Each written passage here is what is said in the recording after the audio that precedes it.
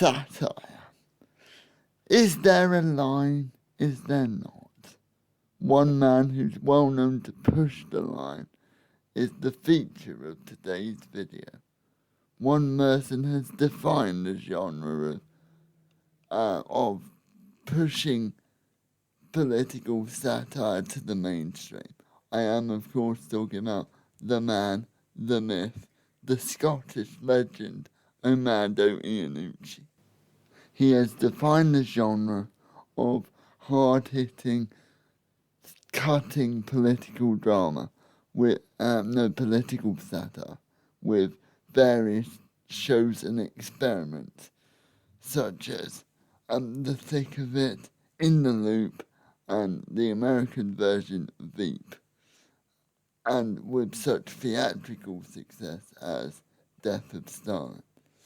His shows are famous due to the fact that they focus on the mundane, but somehow bring about a sense of terror.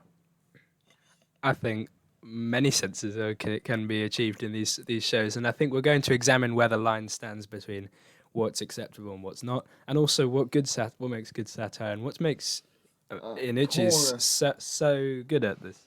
Like, to start with, let's look at the competition, as it were, with satire.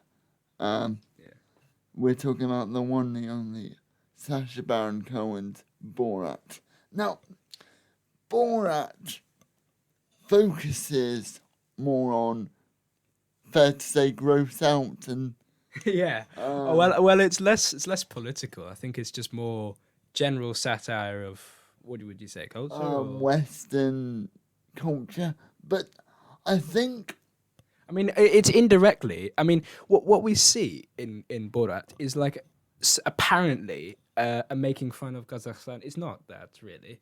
I mean, no, they just picked Far-Away-istan, the country, and then they just chose it. But I think it appears on the surface to be like they're just making fun of Kazakhstan. But it's often the West won't see when it's pointed against itself. It's sometimes some of the themes that appear in the show, in the films. But I think, like, whereas Ianucci's stuff is quite brutal and dark, and I can't believe you went there. Certain areas, yeah. Can't believe you went there. But there's a level of dignity to it. I suppose. If you understand what I mean. I think I understand what you mean. He doesn't. There are lines that he doesn't cross. Do you mean? No, but when he does cross them, he does it with an air of understanding of, this isn't supposed to be funny.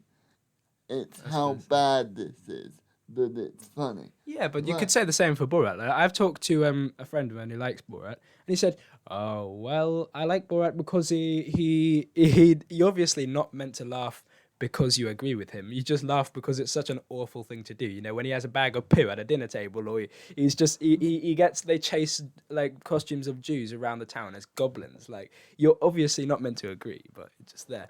But I found some of it not really funny. Like some of it was fun. Like there were funny aspects, but I think some of it fell flat. I think it was just grotesque for the sake of it in certain areas. But I think that is to my taste. It's some things are to my taste, some things aren't. Like And what I think is the main focus of his one is it's more, this isn't right. This isn't right. Look, do you see the thing that I'm doing? It's not right. Laugh, it's not right. Okay. You see what I did there? It's not right, Whereas with Ianucci's stuff, it's subtler. There are also just gags, just straight laughs, right? Like, you have to, dig in to see where all the. Well, I think there is. We're examining Borat, which in the two films, I didn't actually get through the whole of the second film because it was just, they try to open the bottle in the second film. I just went, okay, I think that's enough for me. I was trying to stick it out through my entire film. It does pick up in the second half. Well, I just sort of, at that point, I sort of dropped Very nice!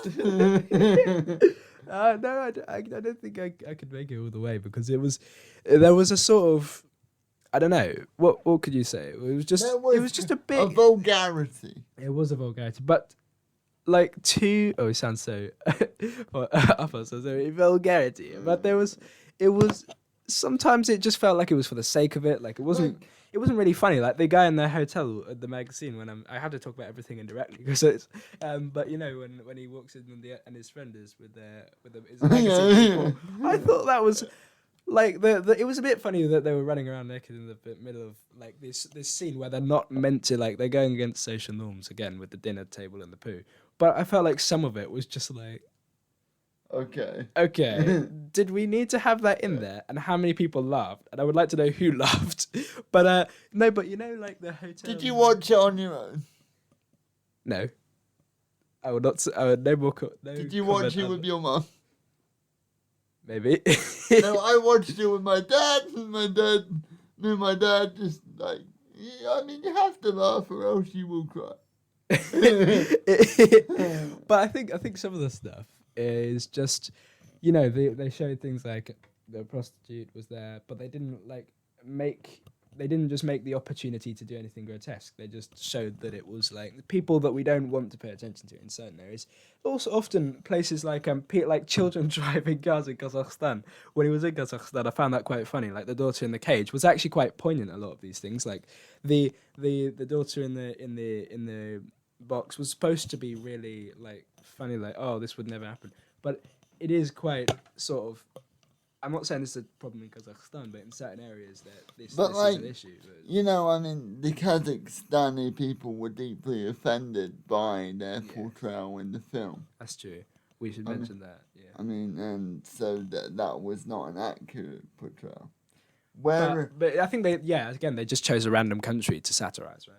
Far-Awaystan, haha, let's mock Far-Awaystan. But so secretly, it's like a mirror. You're mocking yourself. Yeah, but like, there just seems to be more low blows. Yeah. Like, when The Thick of It or Death of Stalin makes you laugh, it feels like they've earned your laugh. You know what I mean? Yeah, I suppose. But we do have a tendency for a perspective on this, we do have a tendency to elevate the things that we like and say that they're higher. But what I'm saying is, there did seem to be more low blows on Borat. Like, come on, that was a cheap joke. Yeah, it's true. You know, and But I think some of the things are quite poignant. Like the lady with the you know, when she went to see that lady because he was not very refined. Yeah. Shortly before I left the film, she said something about, so you have to appear completely weak and useless to men, right? And it was very blunt the way she said it, and unusually so. So, you know, at first she was trying to be sort of, oh, you have to be refined. What does that mean? So she had to resort to saying you have to look like you're useless, basically, in front of a man, because that's what gets you into these sorts of halls of power or something. And this lady, and it was very direct sort of confrontation in the West style almost. It was like the Kazakhstan is like all the grotesque stuff that she does in that scene. She has a sort of. In Kazakhstan, she doesn't really act more sophisticated than the men, but there are so many problems with her life back at home. And she idealizes a lot of these things. Like she watches Disney films and then decides to go to the West. And I think, although I'm not saying that people watch Disney films, they sometimes it's through like a sort of Disney lens almost. Like the West is just this sort of place you want to be in because it's just so right. And it is much better than others. But I mean, but like one thing I say, like I'm not saying Borat is a bad film. I'm not saying it's even the worst satire out there. I'm just saying there's a clear winner when when you compare the two.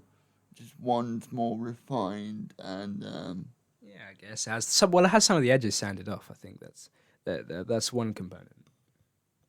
Well, no, I mean I actually find The Thick of It and In the Loop more edgy. All right. Well, they are quite offensive. Going back to our main point. It's like we're on 9 minutes already. All right. So but going back to our point on on what basically is their line. And one thing that's good about The Thick of It and In the Loop is I really respect this about them. It's kind of a non-political show. It's about politics, but it's non-political. What do you mean? Like, does it ever say whether it's a good idea to leave Europe or not? No. Does it ever tell you what way to vote? No. Does it ever make... Yeah, it's a sort of, well, no, I think it's a satire of politics in general, but it's a neutral one. Like, it may... No, because there's a certain episode where it shows Malcolm Tucker talking to both, talking to its opposite number in... Alan Partridge. No, not Alan Partridge. Oh, what was it? No. The other party. No, talking to the other party, Spin Doctor, in a radio station. And you really get the sense that both parties, the people have done terrible things on all sides. And they're not really in it for the betterment of the people. They're just both trying to spin, their own little... Well, they are spin doctors, so basically they're just going to be like whirling dervishes just around a central point. They're not going to answer anything, really. No, but they seem to almost, respect each other in that weird way. That was odd. Yeah, there are certain key scenes like that. I mean, the stuff that happens in that show is interesting to me because, for example, in The Loop, there is no country. They're not invading a country almost. It's like the object of the political discussion doesn't matter. There are no parties. There's no party politics. I like the show because it doesn't tell you which way to vote. It doesn't tell you what things. And it's somehow timeless. Yeah. It always applies. It's like say if there was a show and it said Brexit, that would date it. At a certain time. Cameron government, blah, blah, blah. So it would date it to a certain time. In The Loop, in the thick of it, it's kind of timeless because there will always be politics and there will always be... There will always be issues in politics. There will always be spin. There will always be that kind of... There has to be. Yeah. Fever dream level panic that Armando... That is a very good point, actually. Should we move into that? Yeah, the fever dream level panic that they make in the show. And another thing I like is there is no protagonist. No. Well, I mean, there are a few recurring characters. There are recurring characters, but they're not good guys. They're not bad guys either. They're just there. Yes, that's true. Well, they also... The way it is structured, now this is where we can sort of nerd out as sort of media students. Media GCSE here. I'm sensing some intertextuality here. I'm in university. No, look, the way it's structured is episodic in the thick of it. In the Loop is a film. In the Loop the difference is In the Loop is more concentrated. It's based on the central story, so we know that this meandering tone that the series takes is not because Ianucci cannot handle like a straight narrative. He does that beautifully in The Loop. In The Loop. In The Loop. It's like me with the figure. Yeah. Well, in The Loop, right, it's based on they're going to war. The objective is war. They get there. That's the thing. Everything, nothing extraneous to the plot. It's still 2 hours long, but nothing extraneous to the plot happens. Everything is based on that point of that progression towards war. But the gags, like, if you've not seen it, if you're a fan of the show and you're concerned, oh no, the thick of it's been Hollywooded up, do not worry, it's still true to its nature. It's not been sanitized. Well, I like how often films, right, they go from the series or the book and then they get worse in the films because the directors have to try and change something. But in the thick of it, because there is no holy character, there are no holy ideas, and there are no central plot element. Well, there is just Lucifer. Malcolm. There is an unholy character. Yeah, well, there are no sort of clear protagonists. So what that means they're flexible. They can make a film like In the Loop and not really upset the core audience, as far as I know. Apart from the weird dimension hopping that they do with the name. Let's not go into that. Anyway, but I think this sort of film just condenses down. It's almost like a shot of the thick of it, and in the loop. It's like you just inject.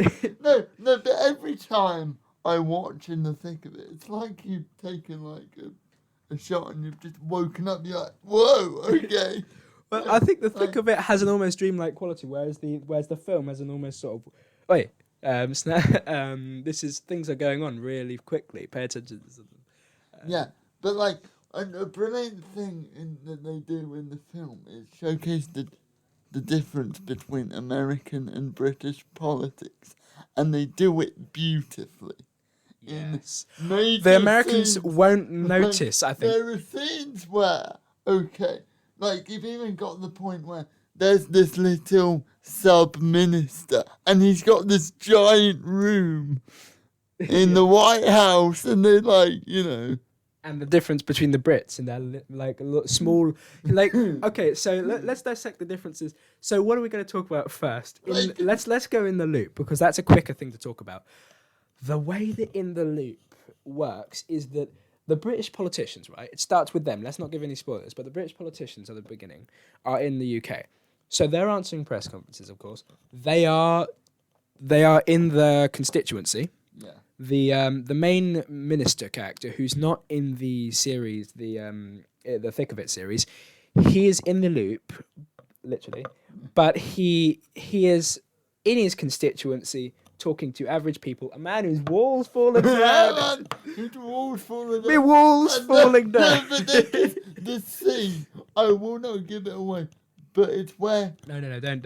Let's not talk about that. But until we get to the point, I'm wary of spoilers. I mean, the films came out in 2009. Ah, that's true. But look, should we do spoilers? Yeah. Okay. Right, you've been warned. Beyond this point, here be spoilers. The one person who wanted to dance, Yeah, so look. They start off in their little constituency in a tiny office with the school desk, the desks that you get at schools. They sit down, they talk to community members. They go to their tiny little cramped office with all their things, trying to find a little paper that they want. It's so. I know the Americans love to watch quaint Britain. It's either got to be the Tower of London or like a small village. But even our politics seems quaint compared to like the level of money that's going on. Yeah, I mean, Americans seem to be throwing around trillions of pounds all the time. I know, but you can see our guys with our little rosettes and policy, ministers. I think there's a little rural affairs. I think we are more buttoned in our politics. I think, but we know we're not making. We'd like you to know we're not making decisions on the basis of politics without any knowledge of the American politics, because the American politics, we are exposed to it all the time. Right. For example, the last election between Biden and... I had to remind myself not to vote for Joe Biden, the amount of BBC Oh, coverage. giving away political views there. I mean, All right. I mean, oh yes, I'd love to vote for Madam. Okay, let's not go into that. But says you called the all right, yeah, okay. So I would not vote for Trump, but we had this Trump versus Biden thing in the UK, and you had to, and we were bombarded, literally bombarded for months and months. There was, you get our election, and it's like 12. Well, we got fairly low. We got the usual thing, didn't we? Yeah, I mean. Lots of press coverage. But political nerds like us will find it. Oh, look, it's standing in each bombarded constituents. But the point, reverting back to the main point of In the Loop, it's a constant uphill battle for the British politicians. It's like even when they get in the motorcade, they're like, it says English government, and they're like, we're the British government. Like the it's just stuff like that, The motorcade can't. Well, we have a feeling in Britain that the Americans don't know as much about us as we do about them. Right, because we're exposed to so much American stuff. Literally, everything that comes out of Donald Trump's mouth, if it does come out of his mouth, is completely, it's everywhere, on every channel. On our news. I mean, how many British people? Okay, Boris Johnson's quite a well-known person. Well, naturally. No, but how many Americans would know Theresa May? No one. Like, Well, to be frank, she's so forgettable that most British people have forgotten what about I'm her. saying is the film does this expertly, and even when like the Americans know the British trying to get into meetings, and they're like, "God, I'm roommates." Like I love this man uses a metaphor to say that he's not important in the meeting, and he says, "I'm room meat." Am I just meant to sit there? Yeah, you're meant to sit there like a piece of meat. Am I room meat? And he just makes up this phrase, and they go, "Yes, you are complete room meat. Just don't say anything to the Americans. Don't offend the Americans. Don't argue with your higher ups. People lower down in the American government are the higher ups. All right. This is how prevalent America is in the world. Now the show does this. I'm going to go back to the show. The show does this so well. Like, there are these massive confrontation in this room between Malcolm Tucker. By the way, Malcolm Tucker, in the loop, in the thick of it, is really dominant. He's like a testosterone shower. He's like, he comes down on people. Like everyone before in his wake, before he even arrives in the train station, everyone's like, "Get some fruit." He likes fruit, so he's like, "Get some fruit, get in positions." You know, he is formidable, and he comes to this man. And for people who are long-time watchers of the series like us, he comes to this man, and he just dumbstruck. His ego has been challenged. It is the first time ever. His ego has been impeccable. He's like Zhou Enlai. He lands the right way up every time. And you just see it. And then you were watching and suddenly, and I turned to you and I was like, "Oh my God." Oh, this American guy was like, "What exactly have you been doing?" It's like, what have you been doing? You've been here for what? A few months, and like, what have you done? And he's like, I'm not gonna do the Scottish accent because everyone thinks they can, but I was like, I didn't know it, and he just does a full Boris like I stutter, and it's just, and then it's just. He just goes through the corridors, you know, he's really angry, he's livid, but he's sort of broken at the same time. He has this argument with a big general, you know, have you ever killed someone? Psychologically. And the man's like, have you ever killed someone? Yeah. By sitting on them. And the general's quite interesting because he's like a soldier, but he's grown out of the soldier phase, basically. And he still thinks he's out of touch. Anyway, the American guys are a bit out of touch because they're so high up. Many of them so young, so powerful. And he just sort of, he finds something in the end, and he comes back at the guy, and then we're all sort of rooting for the Antichrist. And we're like, "Oh no, you showed that American." Yeah. There's something strangely endearing about a horrible human being. The fact that he was brought so low, and then he builds himself back up is an enticing but in this story. show, I even like Malcolm. He's got this strange, likable quality. He talks straight. Basically, he's like an unelected official or a director of communications. In I don't quotes. remind you of anyone. Spin doctor. So basically, he is like Dominic Cummings. He was actually modelled on someone else. Alistair Campbell. And he made up the dodgy dossier. And Alistair Campbell blamed that on people losing trust in the Labour government. Not the Iraq War, Alistair. Oh no, it's the thick of it. It's definitely not that invasion you did. Well, look, the thick of it, I mean, in the loop, is basically based on the Iraq War or the dodgy dossiers, the WMDs. Yeah. It's based on the beginning of when that they war. falter. When they falter. That was a Joe reference. Yeah. No. When they came to invading this place on bad evidence, but in the film. They don't give you a it's just like in the show. They don't give you you don't know what they're doing. Yeah. The way it's so disorientating. And it's like the disorientated panic of this goes wrong and that goes wrong. And you can see hints of the thick of it in Death of Stalin.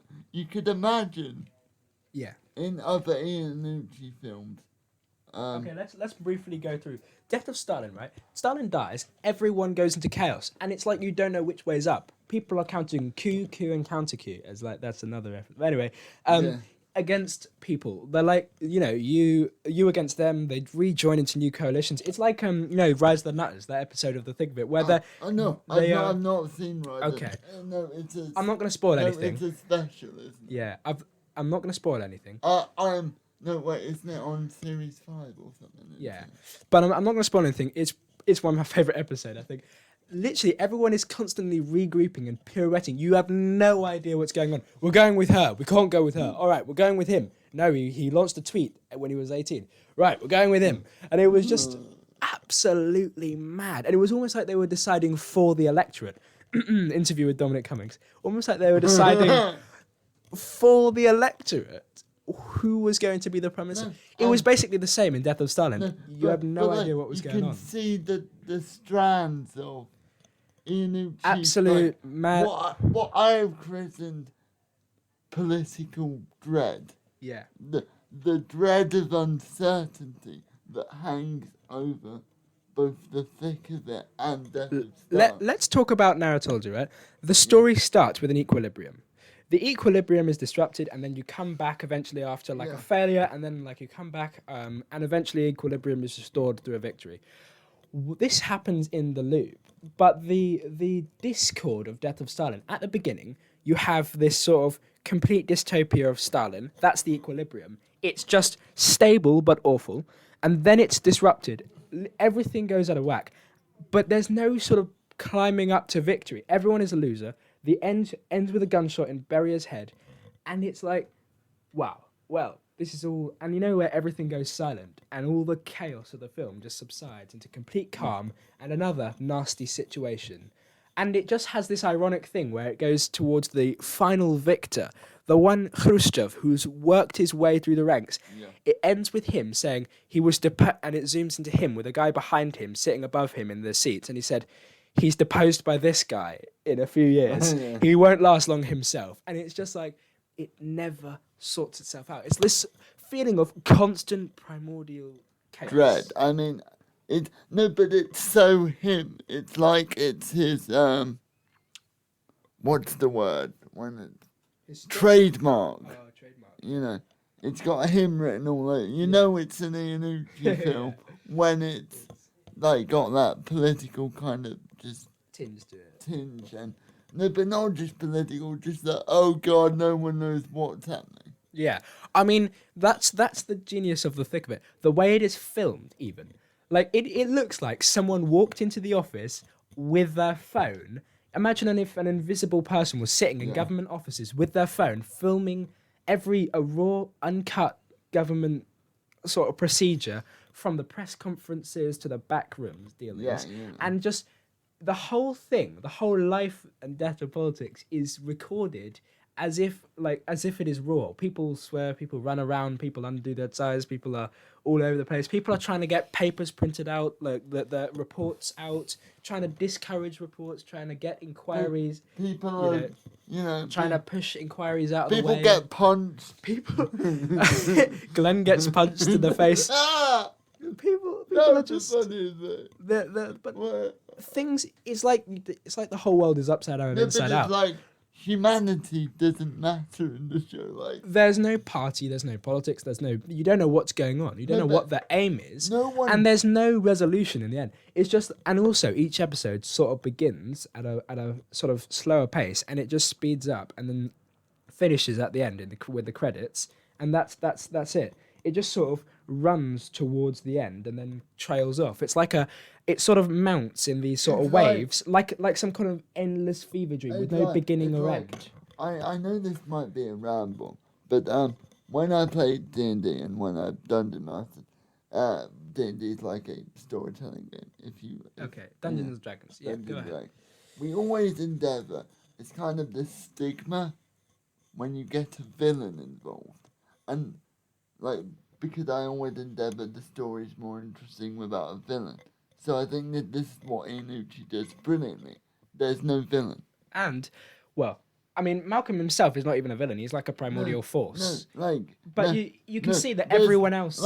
remember, say in media class, you get taught, you have the protagonist, you have the villain, you have the supporting characters. There are all supporting characters.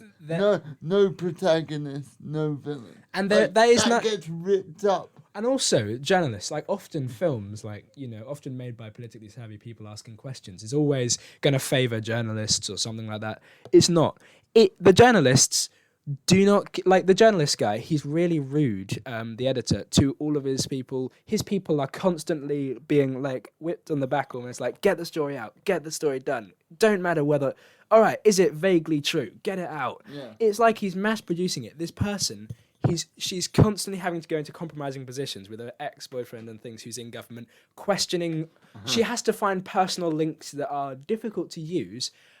Deal with Malcolm. I mean, that's a job description on its own. That should be a well-paid job on its own. Malcolm Tamer. She has to deal with, and Malcolm is not just angry. His sidekick is angry. He's manipulative. No, some of the most scary He's parts lying, are scheming. when he smiles Yeah. and when he speaks quietly. I remember there's this one episode. Because then he wins. I right? don't know whether to spoil it. Should I? Yeah, spoil go it? ahead. There's an episode where Terry tells him all the bad calls. Terry the assistant. Yeah. Terry the bad calls he made that week.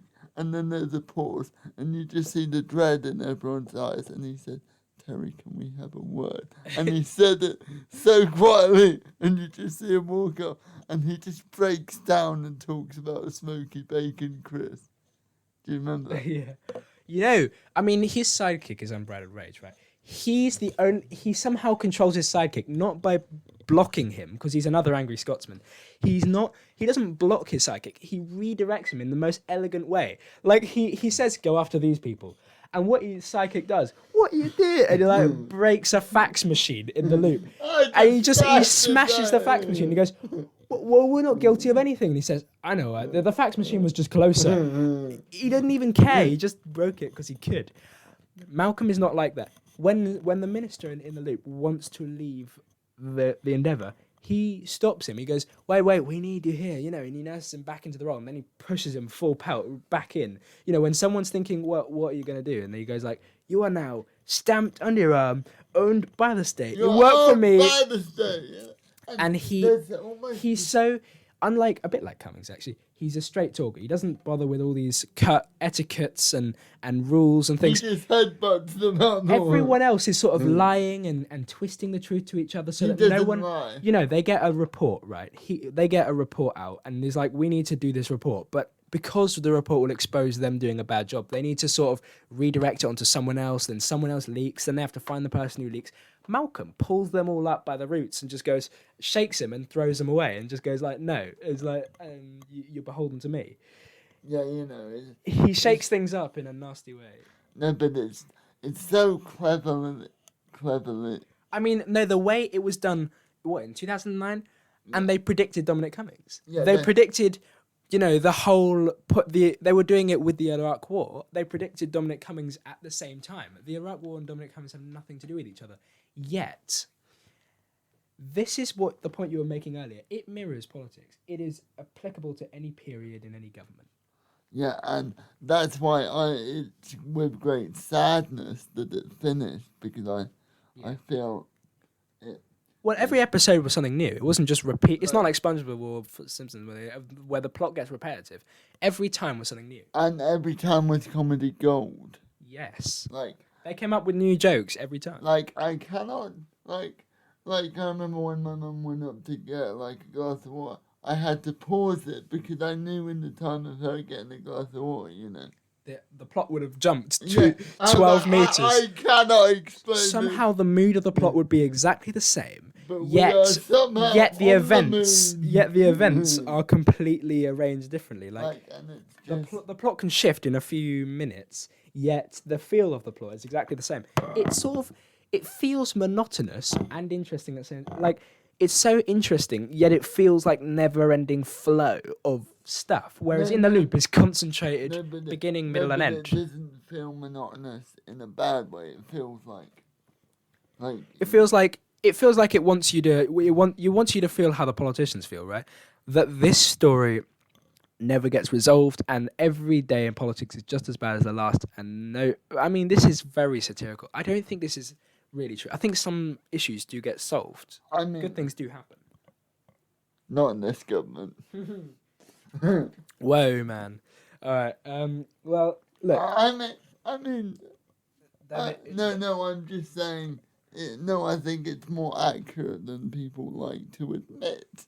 because when you try and admit that, Yeah. when you watch it and you think the world's not like this, and then you read the headlines and you're like, oh God. Every day I read the headlines, and every other day I think, yeah, it's the thick of it. No, I think, oh, so that's an episode in the thick of it. I can put like say, oh, you know that episode when that thing happened, and it's like, you know, when they were trying to, you know, the Sniper Force. It's like, we're doing the one of the earliest episodes. We're doing the Sniper Force. We're not doing the Sniper Force. It was a terrible idea. We're, all right, the story is, it was a disgruntled. Wait, you came up. Shut up. It was a disgruntled civil servant, and he goes, okay. Right, we're going with that. And then he goes, I've just had a chat with the Prime Minister and some golf. He likes the Sniper Force. The Prime Minister is like Mao Zedong. He just mentions that he might like it. Literally everyone. The river flows upstream. They just go like, right, no, reverse what you said. How can I reverse what I said in a press conference? Do it. He doesn't say how. He just says do it. No, and they're just like, okay, you will come up with a new policy now. They pull, pushing the rock up the hill, and halfway there, you know, the man who has to push up rolls it back down, and then tries to catch it, roll it up. Every person in politics is carrying their own rock, and it's completely impossible to keep it rolling the same way for more than, and someone else will distort its path. But it's just like, you never see the Prime Minister. That's never. No, the Prime Minister never even gets involved. Malcolm has free reign, but because Malcolm is so, you know, the Prime Minister is like, so like Cummings. He has no distance from the Prime Minister. He just, you know, Alistair Campbell. Yeah, you got that. You called that one. But he, you know. No, I mean you did come in, so I thought I'd do Alistair Campbell 2 in 1. All right. Well, we 2 birds, 2 stones. All right. Well, we can sort of say that, like, and compare this to Borat, where it's not really politically. No, but I think the only reason we included Borat is to show the very furthest extent of satire, the most gruesome, I think. No, but like they are almost. I almost feel bad comparing them, but it was kind of our only. Yeah. Waypoint. What about, you know, Spitting Image is almost as gratuitous as Borat, but in other ways. Like, I saw an old one where he said, an old clip where he said, all right, Ronald Reagan, we have to make you more appealing to the younger electorate because you're getting your second election coming up. And he goes, oh, goody, what are we going to do? And he goes like, and he's in bed at the time and with his like teddy bear or something. And he goes, and the guy goes, we need to get rid of some of those brains. And he goes, what? Even more stupid policies, 3-word policies, you know, no policies at all, just slogans. And he goes, okay, how are we going to do that? He goes, I brought something with me. And he gets a gun and he goes, bang, bang, bang. And they draw it out to just gain the laughs. Like, it's just so over the top, like bang, but he goes on for ages. And then he goes like, all right, let's cut open the head. He pulls, and he just pulls out a bunch of brain stuff, puts a little bit of it back, closes the head, staples it together and goes, I think you're suitable, sir. Yeah. It's so brutal. That seems to work. Yeah. Whereas I just can't. Like, Borat seems to be going for too many things and missing it, all of them. Well, not all of them, but I think it misses some of the things. Like, imagine if you try and catch too many things. Right. Juggling. Yeah. It's juggling. I think it attempted to do too much. It's juggling pots. I think the first film I did really like a little bit. Other bits I didn't really. I thought like some of the bits were unnecessary. I thought because I think you're right. They try to score too many goals. Whereas, you know, like Armando Ianucci, he's playing darts and he's going political satire. Yeah, it's more precise rather than blunter. Right. But I think there may be a difference between British comedy and American comedy. Oh, controversial. Cancel the beef comedy.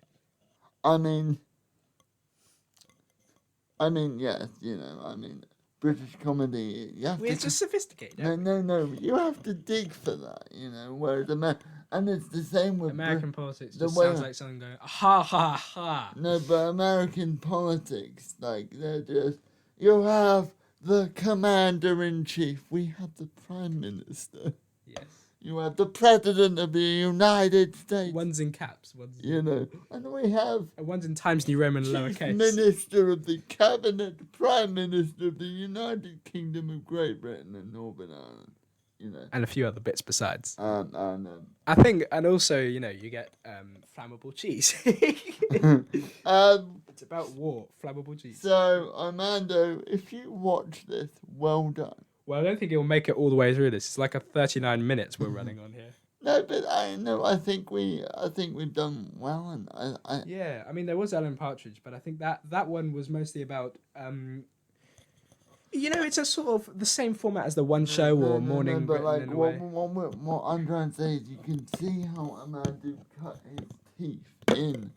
I mean, he can make fun of anyone. He can make fun of any government, and he can also make fun of journalists. He does the same thing to journalists. He doesn't do that to every. I mean, he doesn't even say the public is brilliant. He just says this is. This is not brilliant.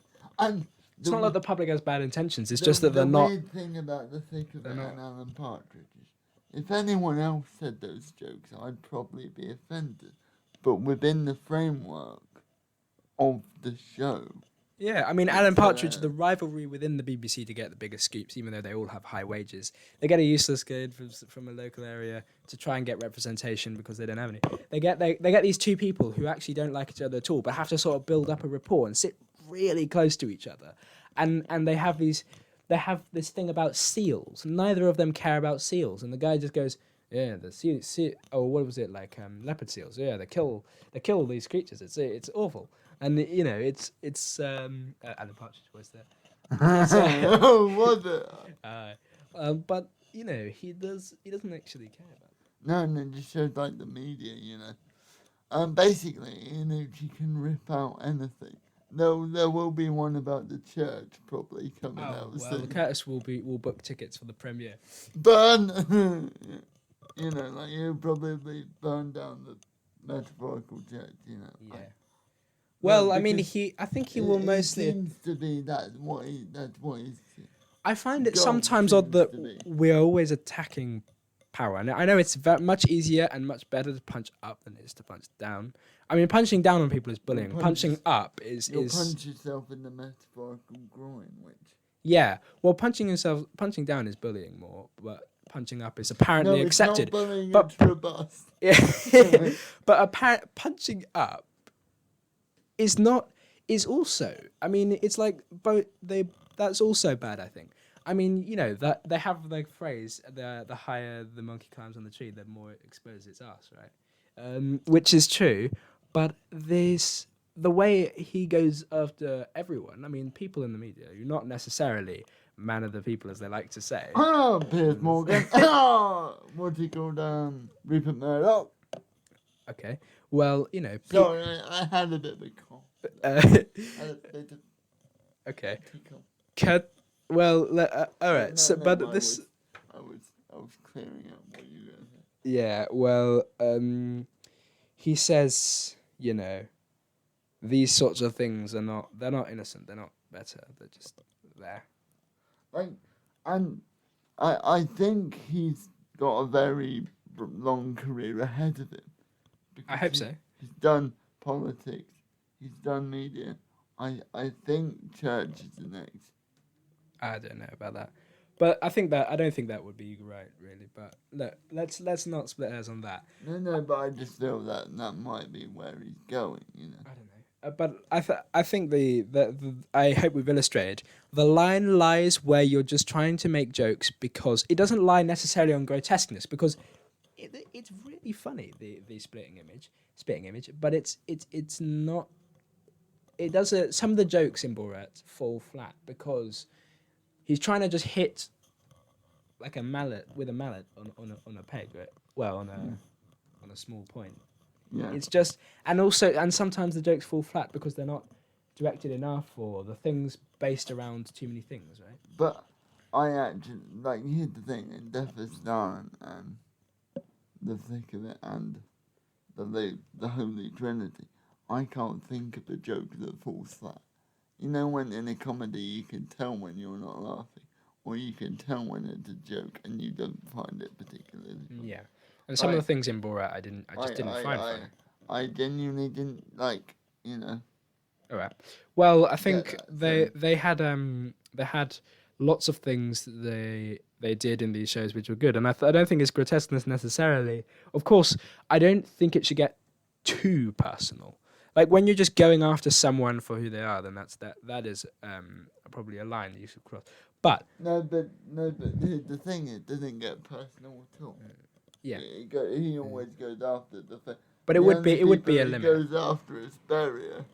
And I'm pretty sure we're allowed to go. Yeah, I think we're allowed to go after Berrier. We're allowed to go. Whoa, controversial. All right, but I know, but like the only people he goes after have been dead like 20 years, so you know. But you know, you have to be directing it towards something. You have something to say, and you do it in such a format that makes it funny. You make people laugh at the end of the day. Yeah. But try to actually be commenting on something or trying to do something rather than just sort of going after everything, grabbing after everything, and just sort of falling flat anyway. Don't date yourself.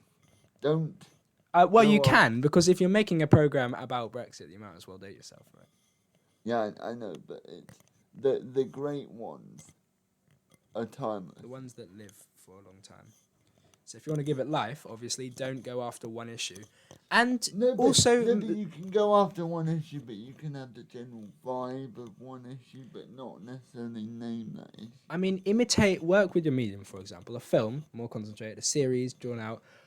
But also work with your editing techniques and your sort of... It's an office. It's people walking around the office. That's the scene. That's the mise en scene, right?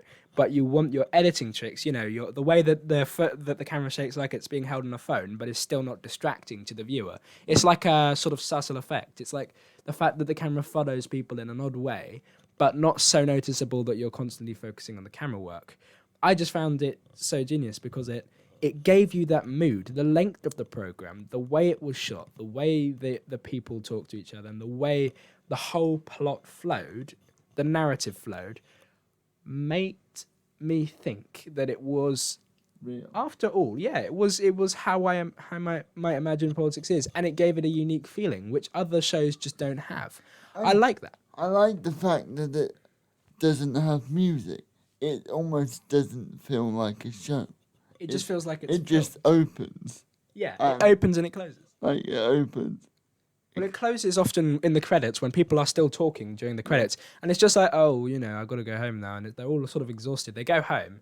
It's like, you know, that one bit where the minister goes, I go to bed, I go home, I sleep, I shower, I come back, I get a nap for 2 minutes, I start working. Yeah. This is unlivable, you know. I think it's just generally, you know, it's how the whole structure of the thing supports what it's talking about. So have a specific thing you're going on about, and then go for that thing. Go. Know your target. Don't juggle. Yeah. All right. I think that's it. I think that is it. Gosh, this is a long one. I think I'm not sure if we're gonna have to split it up or what we're gonna do, but anyway, for now, we have been the one to think, but do not know. Goodbye.